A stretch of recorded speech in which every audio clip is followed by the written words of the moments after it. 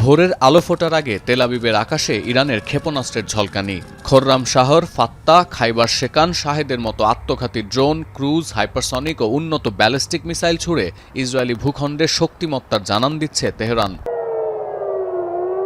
Israel ছাড়াও মধ্যপ্রাচ্যে মার্কিন লক্ষ্যবস্তুতে চলছে হামলা। শনিবারও বিকট বিস্ফোরণের শব্দ শোনা গেছে বাহরাইন, জর্ডান ও সৌদি আরবের রিয়াদে। একের পর এক ক্ষেপণাস্ত্র প্রতিহতের দাবি তাদের। ড্রোন হামলা হয়েছে ইরাকের বসরায় মার্কিন জ্বালানি সেবা প্রতিষ্ঠান হ্যালিবার্টন ও কেবিআরের গুদাম ও অফিসে।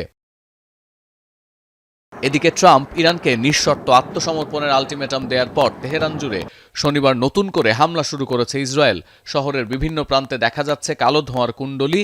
রয়টার্স প্রকাশিত স্যাটেলাইটের ছবিতে উঠে এসেছে ইরানের প্রতিরক্ষা ঘাঁটিগুলোর বর্তমান অবস্থা। যুক্তরাষ্ট্রের পক্ষ থেকে ইরানের আকাশসীমা নিয়ন্ত্রণের হুঁশিয়ারি দেওয়ার পর তেহরানের মেহেরবাদ আন্তর্জাতিক বিমানবন্দরে ব্যাপক হামলা করেছে আইডিএফ। ফলের নির্যাস ও দুধের সমন্বয়ে পোলার টর্নেডো গ্রিন অ্যাপল আইসক্রিম। মন ভালো থাক।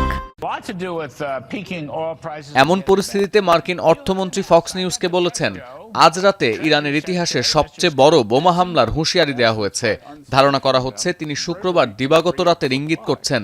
আর মার্কিন প্রেসিডেন্ট মন্তব্য করেছেন, ইরানের সেনাবাহিনী, নৌবাহিনী, যোগাযোগ ব্যবস্থা ও শীর্ষ নেতৃত্ব সবই নিশ্চিহ্ন হয়ে গেছে। Their army is gone. They're just about, look, their navy is gone. Their communications are gone. Their leaders are gone. 2 sets of their leaders are gone. They're down to their 3rd set. এদিকে শুক্রবার ইরানের president Masoud Pezeshkian এবং রাশিয়ার president Volodymyr পুতিনের মধ্যে phone আলাপ হয়েছে বলে জানিয়েছে ক্রেমলিন। এ সময় যত তাড়াতাড়ি সম্ভব রাজনৈতিক ও কূটনৈতিক সমাধানের পথে আসার উপর জোর দেন পুতিন। যদিও মার্কিন কর্মকর্তারা অভিযোগ করছেন, ইরানকে গোয়েন্দা তথ্য দিয়ে সহায়তা করছে রাশিয়া। সতীর্থ কর্মকার, এখন বিশ্ব।